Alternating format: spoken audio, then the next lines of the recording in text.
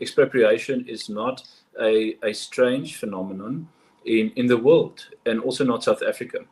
The previous act was dated in 1975, and you will have similar acts right across the world, including the United States.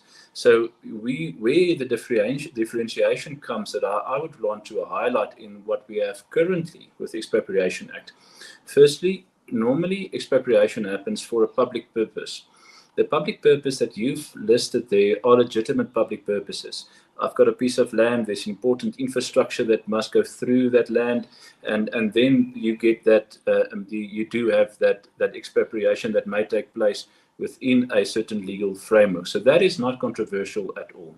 When it becomes controversial is if we look at the wording also of the Expropriation Act, and we realize that there's been a build-up to this act. You can trace it to the resolutions taken by the ANC, where they were very explicit to say expropriation without compensation, and that is something that raises a red flag. The red lights go on across the globe when a country moves over to that step. Secondly, we had an attempt a few years back to amend the constitution to allow for this. Luckily, it didn't succeed.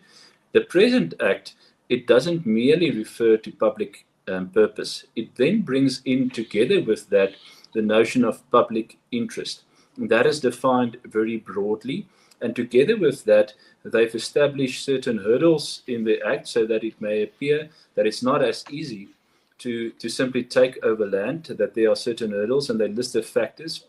And then there are certain open-ended provisions also made in the Expropriation Act itself. For example, when they list the different factors in section 12.3, you would note that there's a word saying amongst others, which means it makes it open for the person that has the discretion ultimately to make that determination.